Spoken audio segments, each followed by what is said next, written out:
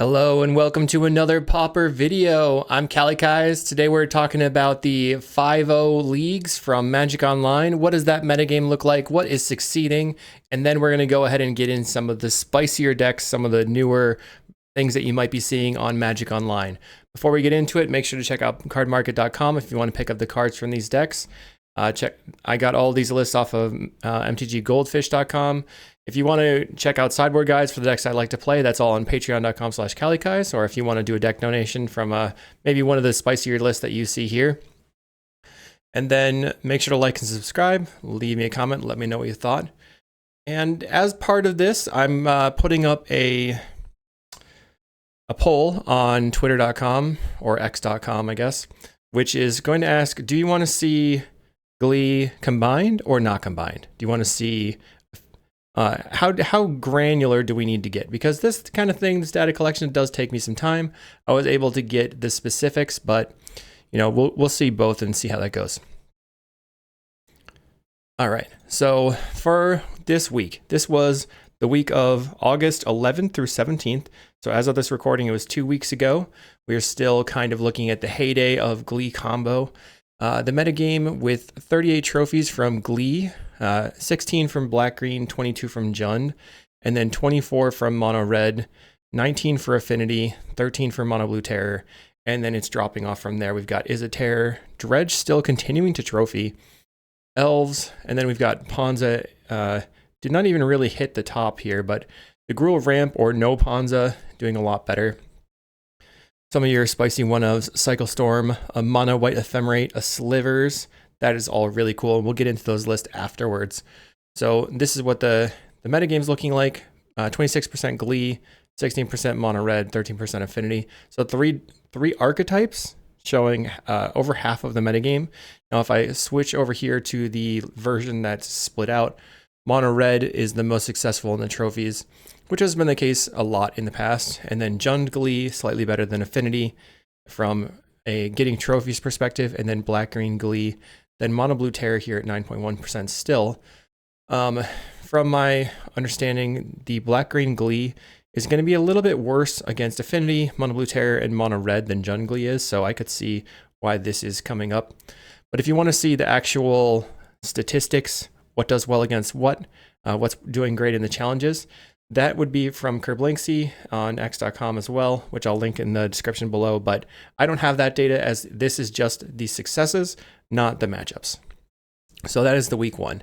I also got some feedback that going into the granular day by day has not been super useful. So I'm going to be skipping that this time, and let me know in the comments below what you think of that, if that's useful for you as well. Skipping into the week by week and kind of just moving on, getting the info and getting going, basically. In the second week here, we actually saw something pop up at the end of the first week, which was the Demir Fae deck, first trophied by Barf, BRFF. But this Demir Fae deck is switching a lot from the old versions of Demir Fae. Now playing Sneaky Snacker, playing the Modern Age as well. It's really become a powerhouse and completely changed the trophy metagame, at least on the next week, which was the last week as of this video, from the 18th to the 24th. So here we see Glee combo at the top of the metagame with 23.6%, 35 trophies, and Black-Green still underperforming, 9 for Black-Green, 26 for Jund, so over double the amount of trophies there. And then we have Mono Red at 16%, Affinity down here, and Mono Blue Terror, and both Ramp and Ponza. I split these out. I don't know, based on the poll, you guys can tell me, everybody, whether you want it split out or not, because this would add up to be more than Terror and more than Affinity, but still underneath Fae. But I did break out the Glee again here. We have Jund Glee, still the powerhouse of the metagame, Mono Red underneath, then Blue X Fae, which is the Demir Fae deck, Black-Green Glee, Affinity, etc. from there. So of the one-offs that did well, some cool ones. We got my Poison Storm deck, a Walls, an Orzhov Blade, Familiars popping in there, Is It Terror, even a couple of Madness Burns. And it was cool to see some Cycle Storms. So that is the metagame, how it's progressing. We still see mostly just a couple of decks controlling the top of the metagame. Glee, mono red, but the Terror, Affinity, and Fae here, whoever's fighting for like this third best macro archetype, that's sort of up in the air. I do think that the Blue X Fae is extremely good versus the black-green Glee. Maybe not as good versus the Jund one, and that could be why we are seeing it pop up. So that's pretty interesting to note. So let's go ahead and just check out some of those spicy decks. So first thing I wanted to see was, okay, we've got a Gruul Ramp over here from, let's see, Skurg092. And the first thing I noticed was they're on 3 Acid Moss. And in my mind, this is sort of edging off not being Ponza anymore, but I wanted to get the people's feelings. Let me know in the comments below if you think that 3 or 4 Acid Moss makes it a ramp deck or a land destruction deck. But they're on the 4 ofs for the Eldrazi Repurposer, Writhing Chrysalis, Avenging Hunter. Otherwise, it's like very relatively stock. They've got some Seal of Fires in the sideboard, potentially for an onboard way to deal with Glee that you can pick up with Malevolent Rumble. And I noticed that the Eldrazi Repurposer and the Writhing Chrysalis going wide help a lot versus mono red too, kind of making the deck not quite as weak to that strategy specifically. Another really sweet and spicy list from Baladin is a Jund Glee, but then we dive into it and they're playing 4 of Refurbished Familiar with the Writhing Chrysalis, Cleansing Wildfire still, and a bunch of artifact lands here with Slagwood's Bridge, Frostforge Bridge, Darkmoss Bridge. So they're just going up higher on bridges. We also see a 3 of Seal of Doom in the main deck. So we've got 2 Duress and 3 Seal of Doom. Duress kind of a proactive, make sure I can make my combo land. But Seal of Doom is something that you can pick up off of a Malevolent Rumble, although they're not even playing Malevolent Rumble. So then I'm thinking, how does that work? But they can pick it up off of the Evolution Witness too, and just continue to get back the Seal of Doom if they sadistically the Evolution Witness and just destroy the opponent's creatures and everything. So that's pretty sweet. They're not playing any number of energy refractors, so not sure about that. And they've got Nadir's Nightblade and Makeshift Munitions as the win conditions. Really cool deck. The rest again in the sideboard and some snuff outs and breath weapons. This is something that I'm interested in trying out for myself in the leagues. The next deck I wanted to check out was this, listed as a just straight up Grixis deck by Mansueto. I believe they're from Italy, but I'm not entirely sure, so hop in if you see this. But this is an affinity deck, and the only blue cards they're playing in the main deck are Kenku. So they're basically just a black-red deck splashing blue with Silverbluff Bridge and Mistvault Bridge. And the only blue cards in the sideboard are these blue Elemental Blast, which are useful versus an opposing Gorilla Shaman. And they are going very hard on the Toxin Analysis and Krark-Clan Shaman combo. So they've got 3 Krark-Clan Shamans in the main deck with 2 Toxin Analysis to give it Death Touch and Lifelink. Wipe the opponent's board. Very, very good versus Terror. Very good versus any sort of Gruul Ramp, Gruul Ponza strategy. Can be good versus Glee as well. Versus the Jund Glee, it'll wipe the whole board. Very good. Then they've got the Refurbished Familiar, Mirror Enforcer Affinity cards. 4 Blood Fountains, which will really power out the Refurbished Familiar and the Mirror Enforcer. That's pretty interesting. And then 3 now Spell Bombs. That seems pretty good in a Terror-based metagame as well. And then 1 more Toxin Analysis. No more KCS in the sideboard. And they're on Duress as their way of dealing with opposing Dust to Dust. Not sure how I feel about that. I feel like having a counter for Dust to Dust can be better than having Duress, but sometimes that can work proactively. And it's also probably good versus a combo deck. Another spicy deck here. This is from Lost on Kato, playing 4 Carrot Cake in the main deck. So they're on a food-based version of Mardu Synthesizer, playing Gates, playing even Refurbished Familiar.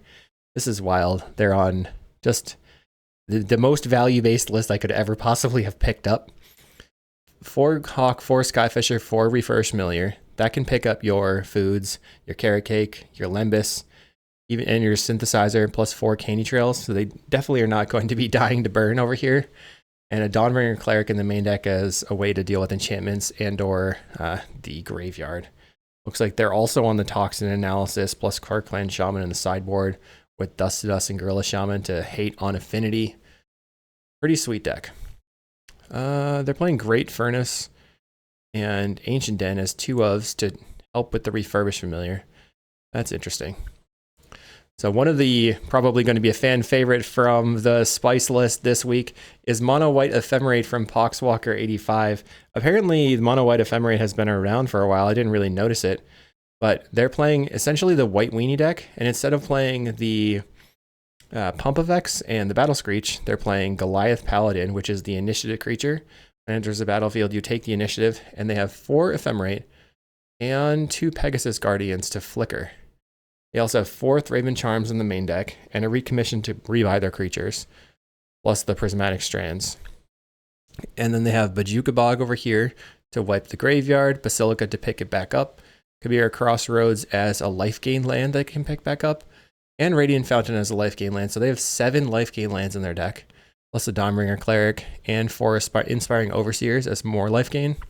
So it seems like a pretty good way to beat on mono red potentially. I'm surprised that nobody else has really done anything with this deck, but it looks like it's pretty fun to play. So moving in on the spice level, we see Cycle Storm here. This is playing no red lands, but they're playing 4 Lotus Petal.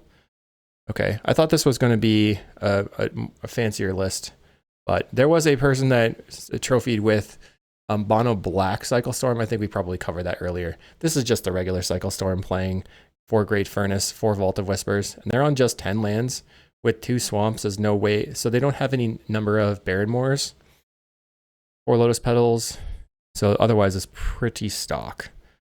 Dark Ritual, Songs, Cabal Ritual, Deadly Dispute, Reaping. They have just a ton of cycling creatures, and then they have 2 Troll of Khazad-dûms to pick up their swamps. Okay, I can get behind that. 4 of Very Macabre. They apparently were not excited the last time that they lost to Dredge. That's cool. Now we get spicy. Slivers with the 5-0 from Nador 6. They're playing Metallic Sliver as a 1-mana sliver. 4 of Benevolent Bodyguard, which cannot give the opponent's Gleed creature protection or whatever, but it does help their creatures. Then they have Gemhide Sliver to power out everything, and they're just straight up green-white here. So one of the slivers that we don't see very much is Quick Sliver. It's a flash sliver. And then they have 7 card draw effects with Winding Wave, Lead the Stampede, and 4 Masked Vandal, 4 Rapid Vigor. They're also on the 4 Fairy Macabre plan, some Scattershot Archers to deal with fairies, I guess.